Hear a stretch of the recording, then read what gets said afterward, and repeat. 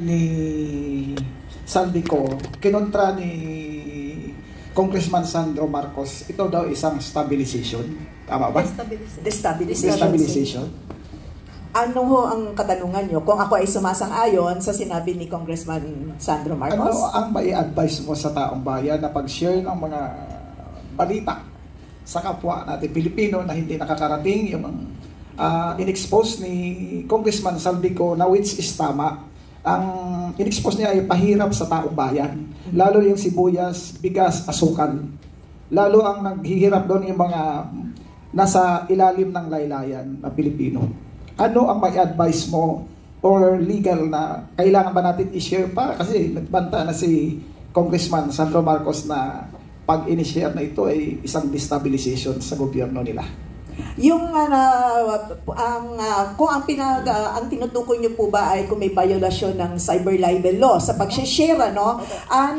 Nagkaroon ako ng ruling ang Korte Suprema na ang pag-share po at pagla-like, yung mag-like ka lang po, no, sa mga Facebook na mga post, sa mga TikTok ay hindi ho nangangahulugan na violate nyo na yung ating cyber libel laws. Okay? So, wag ko kayong matakot, mag-share at mag-like, no?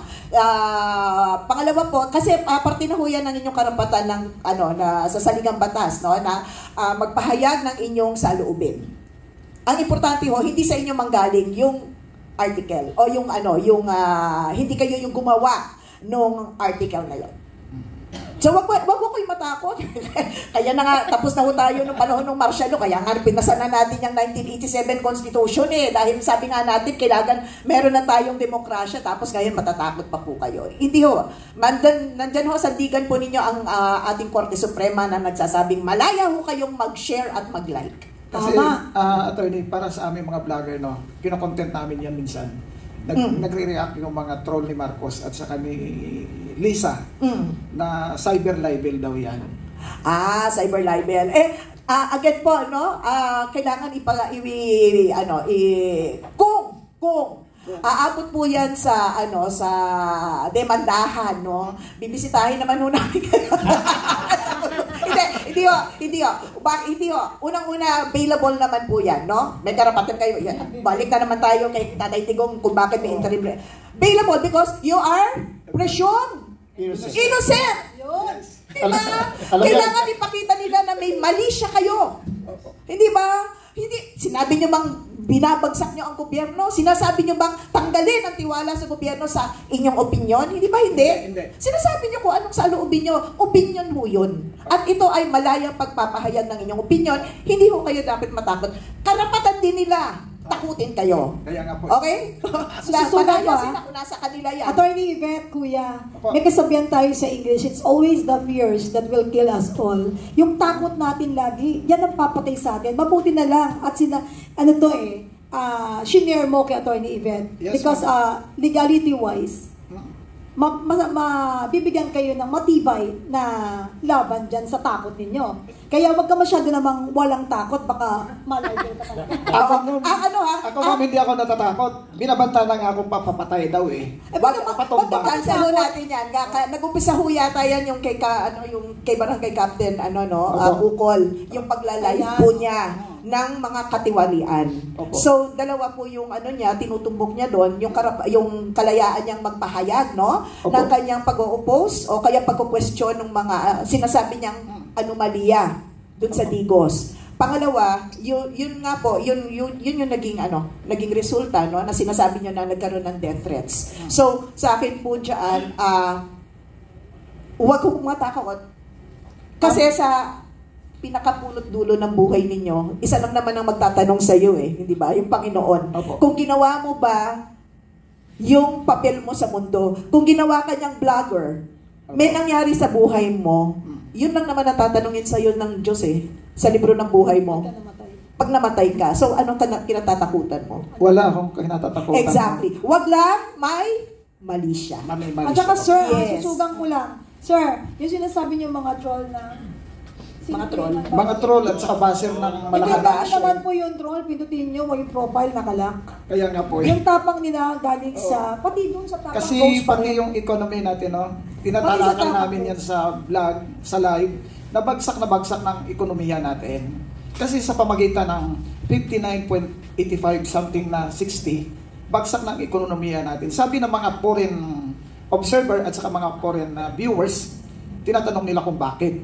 Ay sa pamagitan ng presidente natin, sa pamagitan ng in-expose ni Senator Amy Marcos na ang ating presidente ay adik, lulong sa pinagbabawal ng gamot. Alam mo, sa isang banda, okay yan para sa mga pamilya ng mga OFW kasi maraming peso yung ipapadala natin sa kanila kaya. Diba? Opo. Alam mo, nag-google ako kanina, is destabilization a crime? Ang sagot ng AI, no. Destabilization is not a crime. Ang sabi dito, but it is a concept used to describe. Suggestion ko lang, pagka nag-post ka ng sinabi ni Saldico, lagyan mo ng question, totoo kaya ito? Diba? Para mawala yung malis doon sa ano. Kasi pagka kinuha mo siya na parang sinabi mo yung sinabi ni Saldico, then it becomes libelous. Diba? So lagyan mo ng lagyan mo ng question, totoo kaya ito? Sinabi ni Saldico, then may erase na yung malis doon sa post. Or pwede nyo rin po lagyan ng source, link, para hindi talaga nanggaling sa'yo. Kumbaga, verifiable. Sabihin, sa ebidensya, hindi galing sa'yo, dito galing, at dito ko nakuha. Sabi nga nila, fake news. Sabi ko, kung fake news kami mga vlogger, bakit nanonood kayo sa live namin? Ay, okay, masarap manood ng fake kayo. Anyway, kanina, no? Eh, di sagutin nyo, fake din naman yung mga proyekto ninyong ginawa. Kaya po Meron po akong gustong i-recall. Bakit si Saldico pinalitan ni Estela Kimbo before the end of the 19th Congress? Bakit? Para ma-whitewash yung kanilang... Correct. So, ibig sabihin, ako galit ako kay Saldico di ba? Originally galit ako kay Saldico. Bicol yan Tiga Bicol po ako Doon ako butante sa Camarines Norte. Pero yung nilalabas niya ngayon, merong predicate, bakit siya pinalitan? Bakit siya pinalitan ni Kimbo? Because ayaw nila na lumabas itong ilalabas ni Saldico ngayon. Tama po kayo. 100%. So, whether or not magagamit yan sa Sandigan Bayan is another story. Diba? Kasi iba yung principle sa kailangan under oath, kailangan original yung dokumento or certified, di ba? Pero para sa mata ng Pilipino, totoo ba? Yun na yung natin. Taray, alam mo, sa totoo lang po, sir, laging sinasabi, hindi totoo. Yung mga statement na lumalabas, laban sa administrasyon, hindi totoo. Mga pasabog na mga talagang nanguna sa korupsyon, hindi raw totoo. Alam mo, kung di totoo, bakit may binabalik sila? Bakit gusto nilang ibalik yung mga iba't ibang perang nawawala ngayon? Pero bakit walang nababalik magpahanggang ngayon? Alam mo ibabalik? Ma'am, kung hindi totoo, bakit nayayanig sila? Kaya nga po, habang niyayanig, susugan nyo rin Kaya nga para po, mas mayugyog. Kasi ang laban ngayon ng administrasyon at sa mga Pilipinong nagdarahong at nalulubog sa baha ay pakapalan ng muka. Yung PhilHealth funds, alam po natin, yung PhilHealth funds, yung charter ng PhilHealth, hindi mo pwedeng kunin yung pondo. Diba? Nakalagay sa law, na-created PhilHealth, hindi mo pwedeng kunin yung pondo. Dapat yan para sa PhilHealth lang. Kinuha nila. Ano sabi ni BBM? Merong savings, ibabalik daw. So, admission siya. Sino ngayon ang kakasuhan mo? Bakit IES pa ngayon si Ralph Recto? Ay, diba? Kaya sabi ni Remulla baluktutin mo na natin daw yung batas. Sa kanila itutuwid. Sa PDP hindi kami naniniwala sa bendalo Ayun naman hindi tayo naniniwala dyan, ma'am. Kasi sabi nga ni Atty. Lambino, walang bendalo, kundi ito follow the law. Kaya pala doon... Sabi niya, interpret it.